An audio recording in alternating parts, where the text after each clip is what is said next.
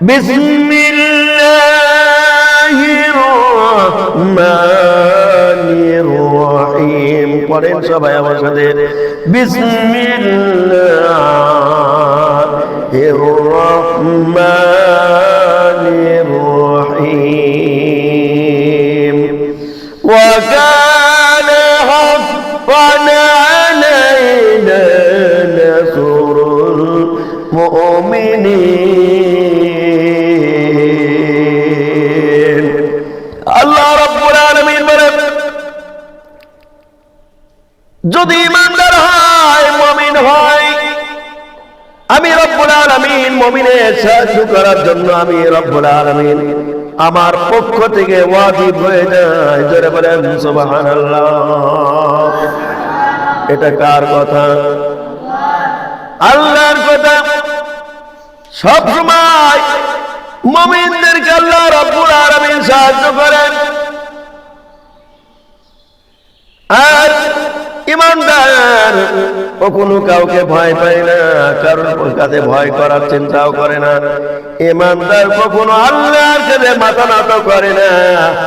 ইমানদার সব সময় আল্লাহ ছাড়া আর কারোর কাছে মাথা নিচু করে না, মাথা নত করে না, কাউকে থেকে ভয় পায় না ইমানদার।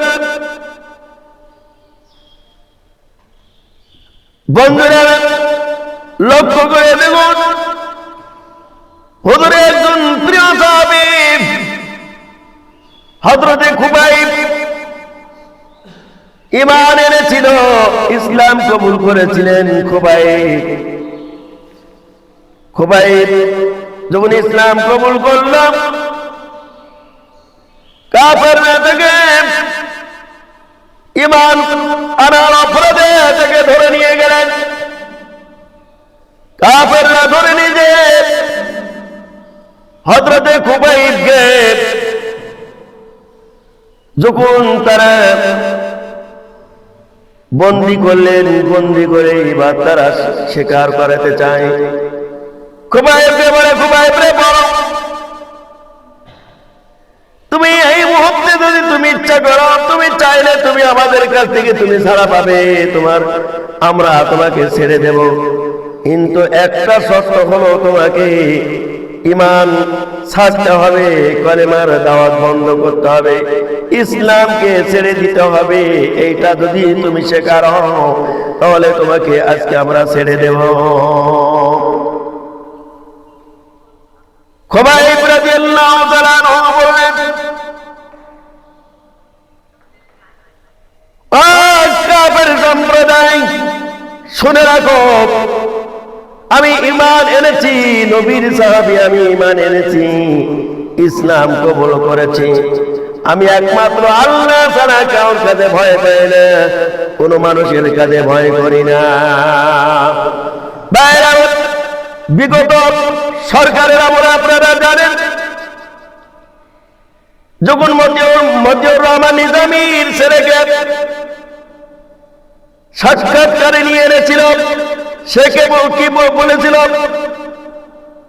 নিজামী সাহেবকে যখন ফাঁসি দেওয়া হয়, ফাঁসির সময় তার ছেলেকে সামনে নিয়ে আসা হলো, বলল নিজামী সাহেব তিনি প্রাণ ভিক্ষার আবেদন করেছেন, এই কথা বলেছিল।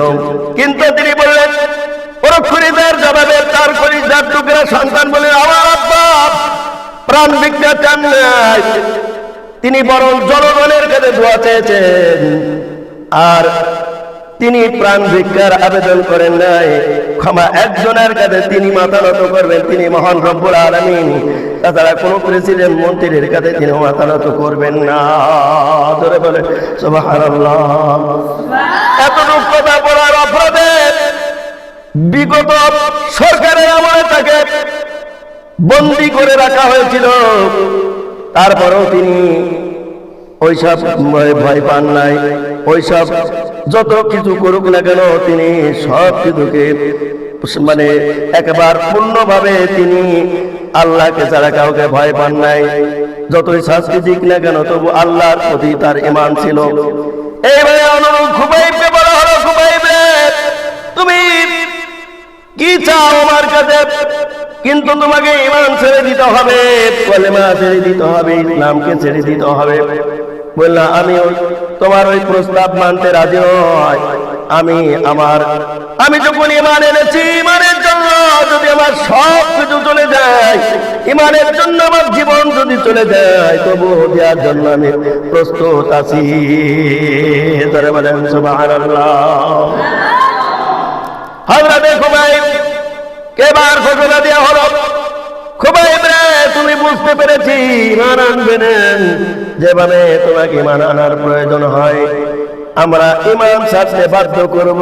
কিভাবে তোমাকে ঈমান ছাড়তে বাধ্য করতে হয় এবার আমরা শেষ পর্যন্ত চেষ্টা করে দেখি। এবার খুবাইবকে বলা হলো, খুবাইব রে, তোমার যখন ঈমান আনবে না, এই মুহূর্তে তোমাকে শুলের মৃত্যুদণ্ড কার্যকর করা হবে, শুলে চড়ায় মৃত্যুদণ্ড কার্যকর করা হবে। খুবাইব বলল, তবু প্রস্তুত আছি, তবু আমি ঈমান ছাড়তে রাজি নয়। জোরে বলেন সুবহানাল্লাহ। ওরা যখন দেখলো ঈমান ছাড়তে রাজি নয়, ইসলাম ছাড়তে রাজি নয়, শুলে চড়ানোর ঘটনা দেওয়া হলো শুলের মৃত্যুর আগে।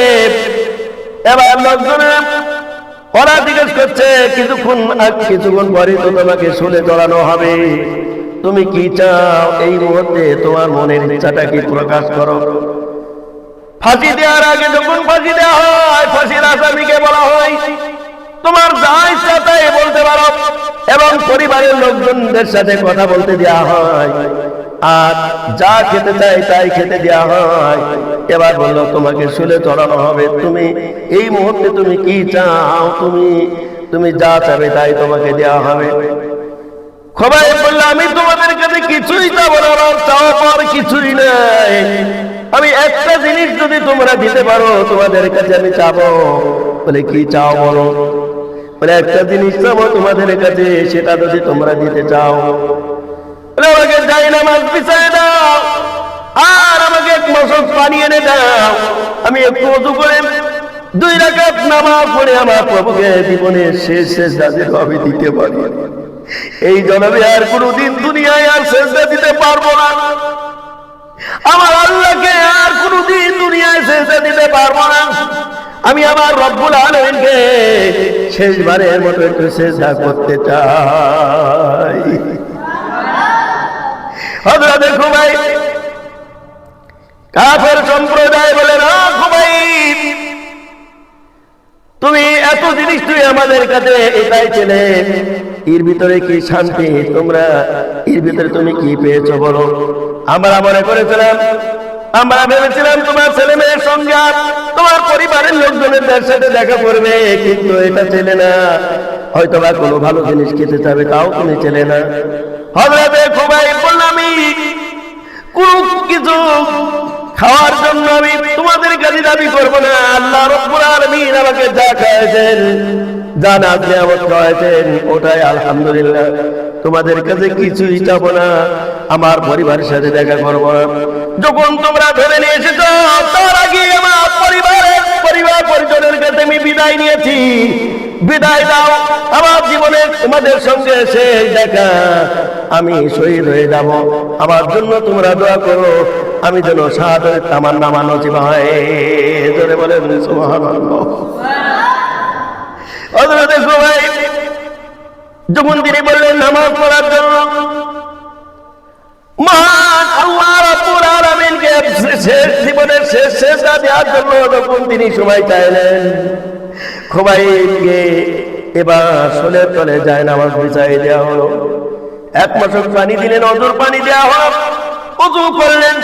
ওযু করার পরে জায়নামাজ বিছাই দিয়েছেন, জায়নামাজ বিছানোর পরে নামাজ আদায় করছেন। হযরত খুবাইব জায়নামাজে নামাজ আদায় করে এবার 2 রাকাত নামাজ আদায় করে মুনাজাতে হাত তুলে রব্বুল আলামিনের কাছে প্রার্থনা করে, রব্বুল আলামিন,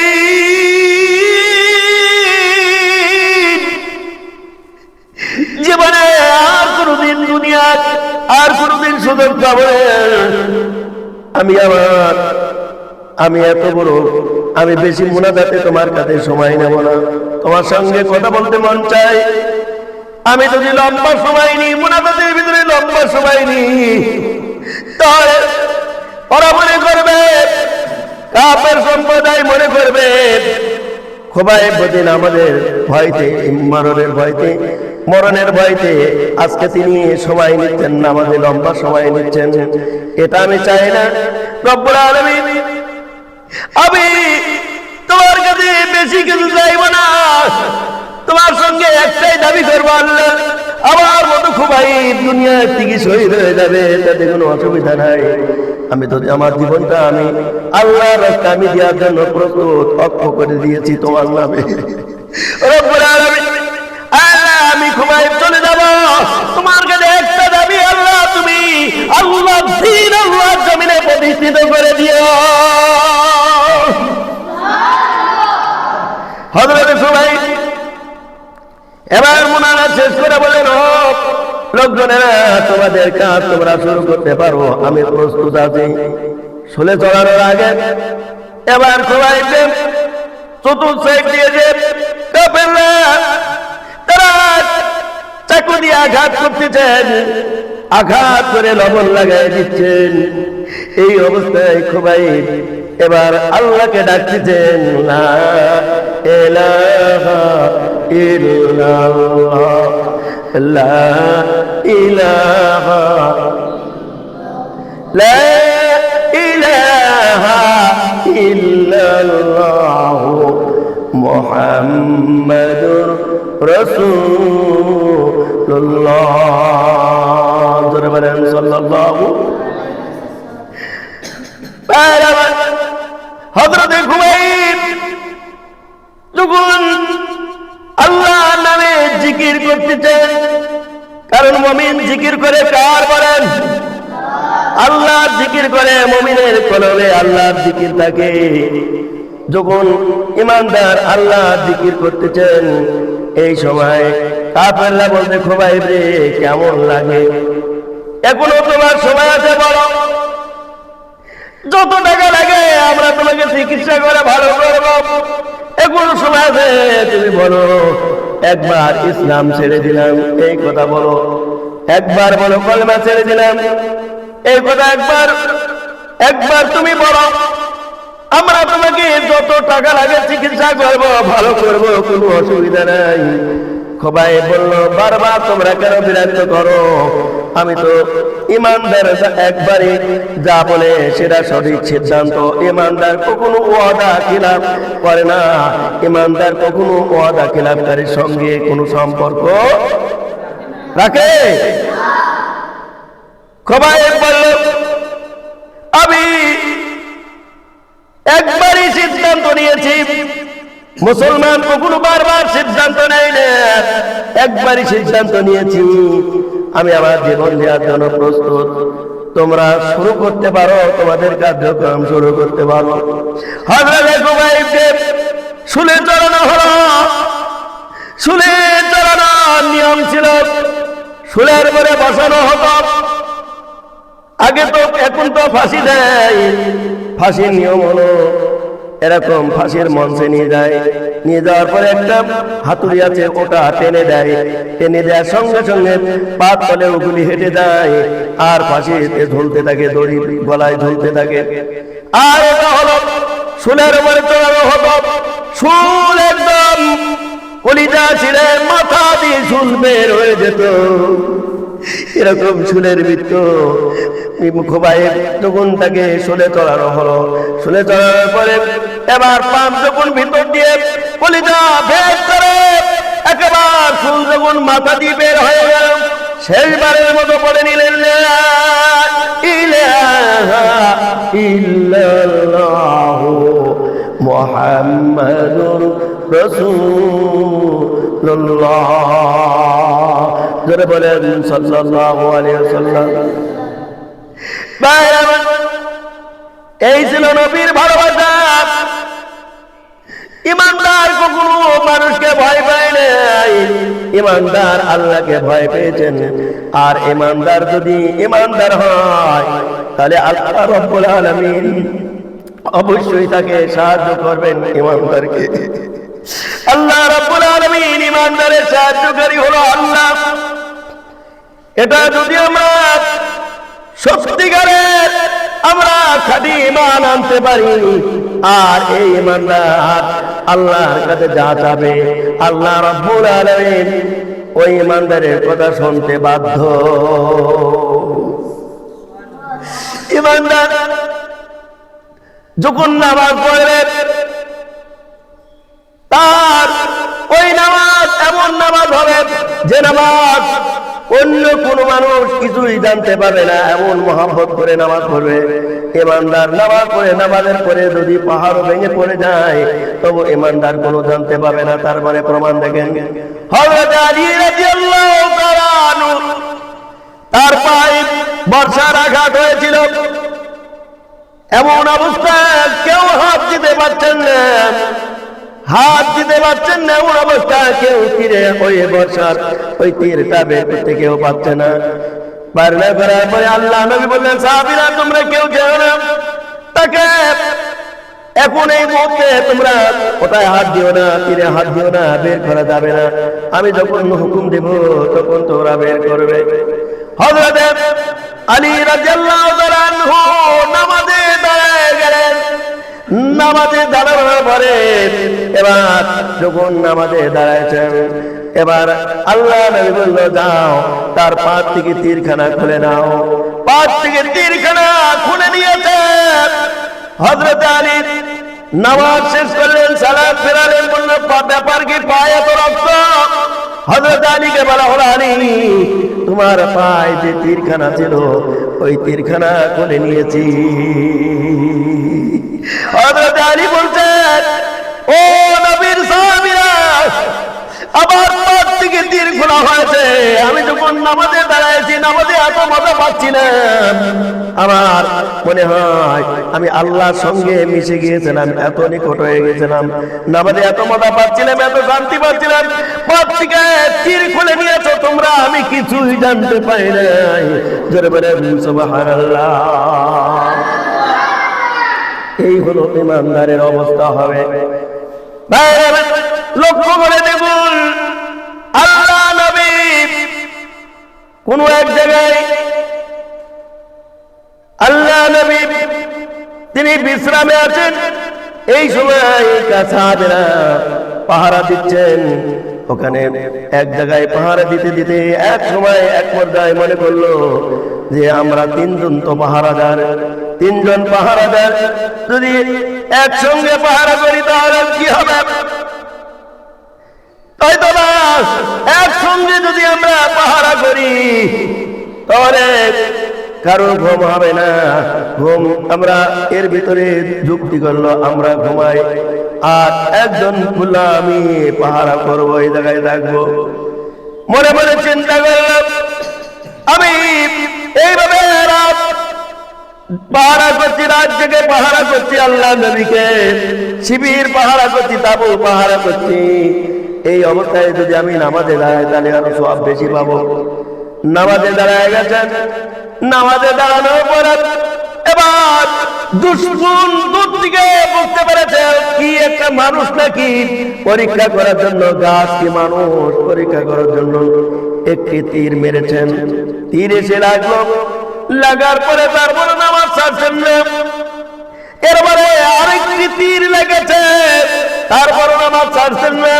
চিন্তা করলেন আমি যদি এই মুহূর্তে যদি আরো আমি নামাজের মজদুর আরো বেশি হয়ে যায় তাহলে তীরের আঘাত আস্তে আস্তে আমি মারা যাব।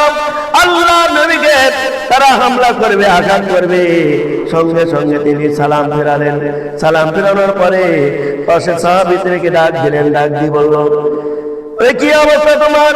বলে আমি নামাজে দাঁড়াইছিলাম, নামাজে দাঁড়ানোর পরে এবার যখন আমার পাশে দুশমন এসে তীর মেরেছে, নামাজে এত মজা পাচ্ছিলাম, আমার মনে হয় আমার জীবনে এত শান্তি আমি পাই নাই। তীর এসে লাগলো, তারপরও আমি নামাজ ছাড়ি নাই। এরপরে আবার কিছুক্ষণ পরে আরেকটা তীর লাগলো, নামাজে আরো বেশি মজা লাগলো। আমি মনে মনে চিন্তা করলাম এইভাবে যদি নামাজ পড়তে থাকি তাহলে আল্লাহ নবীর পরে আঘাত হবে, আল্লাহ যে আমি যখন মারা যাব তোমরা ঘুমায় থাকবে, আল্লাহ নবী বলে আঘাত হবে, নাহলে আল্লাহর কসম আমি নামাজ ছেড়ে দিতাম না। জোরে বলেন সুবহানাল্লাহ। তাহলে ঈমানদার, আল্লাহর প্রতি তাদের ভালোবাসা, যারা ঈমানদার সত্যিকারের, যারা ঈমানদার তারা আল্লাহর প্রেমে যদি মশগুল হয়ে যায় তাহলে আল্লাহর প্রেমে মশগুল হয়ে যাবে, আর আল্লাহ রাব্বুল আলামিন তাকে কিছুই জানতে দেবে না। তার মধ্যে যদি ভূমিকম্প চলে যায় কিছুই জানতে পাবেন না তিনি, কারণ হলো তিনি আল্লাহর প্রেমে মশগুল হয়েছেন। আল্লাহর প্রেমে মশগুল হলে কিছুই জানতে পাবে না। এর নাম হলো ঈমানদার। আবার বাবাজির, আমার ভাইয়েরা, আর এই সব ঈমানদারদেরকে আল্লাহ রাব্বুল আলামিন সাহায্য করবেন। আল্লাহ রাব্বুল আলামিন শুধু সাহায্য নয়, ওই আল্লাহ রাব্বুল আলামিন ঈমানদারের, আল্লাহ রাব্বুল আলামিন বলে শোনো আমি ঈমানদারের বন্ধু, আমি আল্লাহ। জোরে বলেন সুবহানাল্লাহ। প্রমাণ আল্লাহ রাব্বুল আলামিন বলেন বিসমিল্লাহির রাহমানির রহিম। আল্লাহু ওয়ালিয়ুল্লাযীনা আমানু ইখরিজুহুম মিনাজ-যুলুমাতি ইলান-নূর। আল্লাহ রাব্বুল আলামিন বলে, ও মুমিনেরা শোনো, ঈমানদারের বন্ধু আমি আল্লাহ। যারা আমার প্রকৃত আমার প্রতি ঈমান আনবে আমি আল্লাহ রাব্বুল আলামিন। আল্লাহু ওয়ালিয়ুল্লাযীনা আমানু ইখরিজুহুম মিনাজ-যুলুমাতি ইলান-নূর। জুলুমাত মানে অন্ধকার, জুলুমাত মানে সুদ, জুলুমাত মানে ঘুষ, জুলুমাত মানে জিনা ব্যভিচার, জুলুমাত মানে অন্যায় অত্যাচার, জুলুমাত মানে চুরি ডাকাতি। এটা হলো অন্ধকার। এই অন্ধকার থেকে আল্লাহ রাব্বুল আলামিন আলোর দিকে নিয়ে যাবেন। আল্লাহ রাব্বুল আলামিন তাদেরকে আলো দেখায় দেবেন। আল্লাহ রাব্বুল আলামিন বলে ঈমানদারের আমি আল্লাহ রাব্বুল আলামিন ওই অন্ধকার থেকে আলোর দিকে নিয়ে যাব। শুধু আলো নয়, আমি রাব্বুল আলামিন ঈমানদারের বন্ধু হয়ে যাব। ইখরিজুহুম মিনাজ-যুলুমাতি ইলান-নূর। আমি রাব্বুল আলামিন ঈমানদারের বন্ধু, আমি আল্লাহ হয়ে যাব। জোরে বলেন সুবহানাল্লাহ। আলহামদুলিল্লাহ। তাহলে যারা ঈমান আনবে তারা আল্লাহ ছাড়া আর কারো কাছে মাথা নিচু করবে না। ঈমানদার আল্লাহকে ছাড়া কাউকে ভয় পায় না। কাজী আল্লাহ রাব্বুল আলামিন আপনাকে আমাকে সকলকে যে কথাগুলো বললাম আল্লাহ প্রত্যেককে আমল করার তৌফিক দান করুক।